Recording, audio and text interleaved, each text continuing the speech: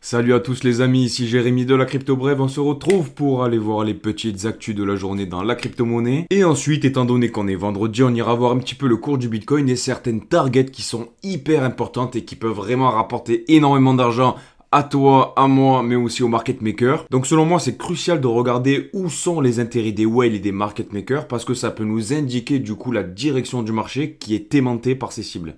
On commence tout de suite avec un article qui parle de l'indice des prix à la consommation américain et du fait que le Bitcoin pourrait tester ses sommets historiques selon le chef de la recherche de Grayscale. Petite parenthèse au passage, les estimations de Grayscale, il faut les prendre avec des pincettes. Il nous a dit que le Bitcoin allait être entre 20 000 et 300 000 dollars, je crois, pour dans 2 ans. Bref, on va regarder ce qu'ils disent ensemble quand même. Alors, étant donné que cette semaine, on a constaté que l'inflation reculait aux États-Unis de manière vraiment très correcte, on est à 2,9%. En parallèle de quoi, on a eu une annonce concernant les inscriptions au chômage hebdomadaire en Amérique qui sont inférieures à ce qu'on attendait, donc c'est vraiment très bon signe. On a 227 000 nouvelles inscriptions hebdomadaires alors qu'on attendait 236 000. Dans tous les cas, le marché a constaté que les chiffres étaient plutôt encourageants, donc il n'y a pas de raison pour que la Fed ne baisse pas les taux d'intérêt directeurs en septembre. Dans cet article, on parle du fait qu'en baissant les taux d'intérêt, ça pourra apporter de la force acheteuse dans le marché traditionnel et surtout dans le Bitcoin qui est quand même un gros paquebot, c'est un gros bébé, mais quand même à côté d'un S&P 500, ça peut bien vite s'envoler. Donc on est d'accord pour dire qu'à court terme, à moyen terme, ça peut être très bon pour le cours du Bitcoin. Sauf que comme tu peux le voir sur cette charte qui met en lumière les taux d'intérêt en fonction du marché du S&P 500, actuellement on est dans une période où on a une courbe des taux directeurs qui est inversée. Ça veut dire quoi? Ça veut dire que lorsque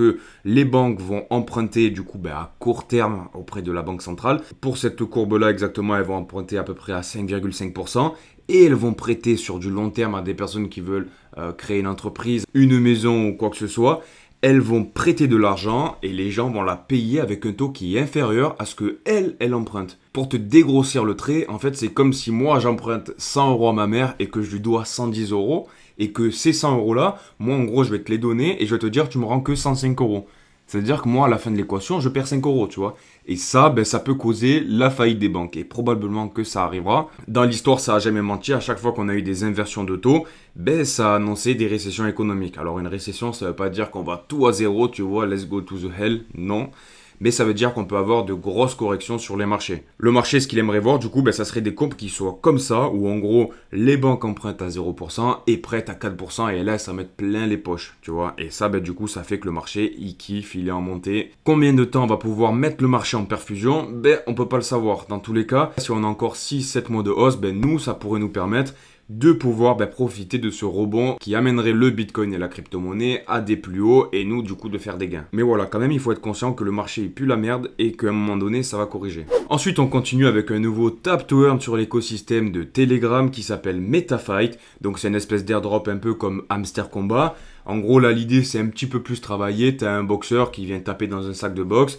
Et à mesure que tu tapes dans le sac de boxe en appuyant avec ton pouce, tu gagnes des points qui te permettront d'avoir un airdrop. MetaFight franchit un cap avec 140 000 utilisateurs sur Telegram. On est vraiment très loin d'Hamster Combat, mais je pense que ça peut être hyper intéressant de se mettre au tout début de ces projets-là, parce que s'il y a un airdrop qui est intéressant, ça peut faire des cacahuètes, tu vois. Donc moi, personnellement, je m'y suis mis et je t'ai mis le lien en description si tu veux participer à cet airdrop.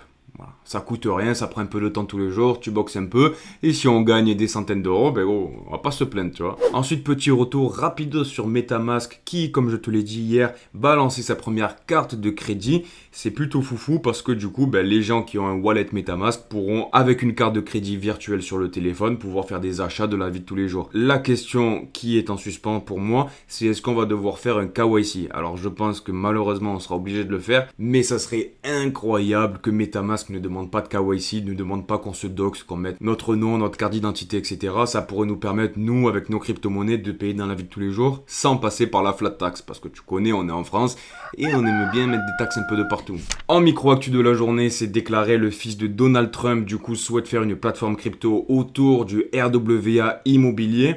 Notre spéculation de la semaine dernière, elle a payé. Son objectif, du coup, c'est de faire une plateforme crypto où, du coup, tu pourrais investir dans des biens immobiliers qui appartiennent à la famille Trump Trump dans un premier temps, ça pourrait te permettre de participer à des projets de grande ampleur avec des rendements plutôt intéressants qui normalement ne sont pas faits pour le grand public. Il y a des choses très intéressantes qui vont se passer du côté de la famille Trump, donc on va suivre ça de près. Ensuite, on a le PDG de Circle qui tease l'arrivée d'un tap to pay en USDC sur iPhone. Donc en gros, avec ton iPhone, tu pourras payer avec de la crypto. Incroyable.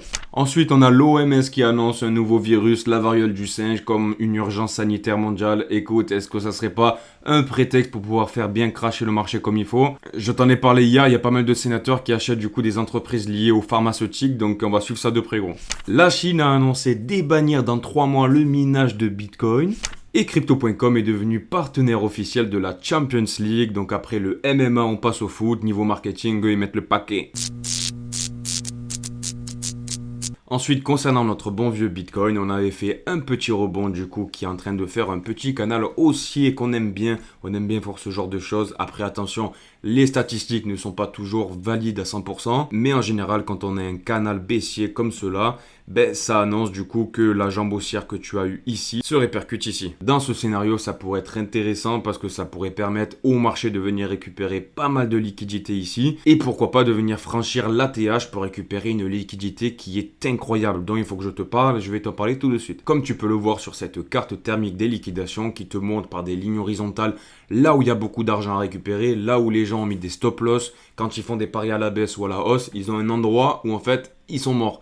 Et cet endroit, du coup, le marché aime bien aller les combler parce que ça lui fait gagner de l'argent. Tu l'as compris sur la carte thermique, en fait, plus c'est de couleur jaune et plus c'est hyper abondant. Et comme tu peux le voir, au sud, on a vraiment nettoyé le marché. Ça devient vraiment violent. Genre, la prochaine étape, honnêtement, ça devient les 45 000. Je t'ai parlé de récession économique, de mauvaises nouvelles, etc. Mais selon moi, c'est impossible qu'on reparte en bear market, qu'on aille dans des 25 000, des 30 000 dollars pour le Bitcoin, sans passer par cette zone qui est incroyable ici, où j'ai compté, on avait à peu près 50 milliards de dollars. Ça veut dire quoi? Ça veut dire que le price action du Bitcoin a besoin seulement de faire un plus 20% pour aller récupérer plus de 50 milliards de dollars. Et là, à ce moment-là, il faudra se poser des questions parce que si on vient dépasser les 75 000 et qu'on vient titiller ce haut du canal, ça peut être dangereux parce que du coup, on peut rentrer et là, pendant quelques mois, on peut un peu réfléchir, tu vois. Après, il n'y a aucune certitude, il n'y a rien qui est sûr à 100%, mais ça me paraît inconcevable que le marché avec les market makers, les exchanges, etc., n'aille pas en fait violer cette zone-là, tu vois, parce qu'il y a tellement d'argent et on est vraiment à ça d'y aller, quoi. J'ai aucune inquiétude pour la force du Bitcoin, il nous a habitués à faire des mouvements bien plus importants que celui-ci. Donc j'ai envie de te dire, genre le marché, il en est largement capable. Je pense que si il atteint un petit peu justement, c'est pour permettre à certaines personnes d'accumuler. Les whales, les institutions et surtout les market makers, ils ont largement le pouvoir d'aller briser cette zone et de récupérer toute cette caillasse qu'il y a là-bas. Donc écoute, plus longtemps ça dure pour eux, plus longtemps ils accumulent et plus longtemps ils font de l'argent. Mais à un moment donné, il faudra aller chercher ce trésor qui est situé entre les 70 000 et les 75 000 parce que ce serait complètement hallucinant de passer à côté. En parallèle de quoi, selon moi, le marché traditionnel, en fait, ils doivent sortir avant de partir en récession et du coup voir des petits rebonds par-ci par-là pour permettre aux grands de ce monde du coup de sortir avant de faire une grosse correction, ça serait pas étonnant. C'est terminé, n'oublie pas de t'abonner, de laisser un like, un commentaire, n'oublie pas que c'est comme ça que tu peux me récompenser pour mon travail tous les jours. Je remercie les personnes qui sont vraiment fidèles à mes vidéos, qui sont sur le groupe Telegram, qui discutent de temps en temps, c'est vraiment super cool. J'adore ça et on va continuer ensemble, rendez-vous demain 5h du matin, bisous, ciao ciao, bam.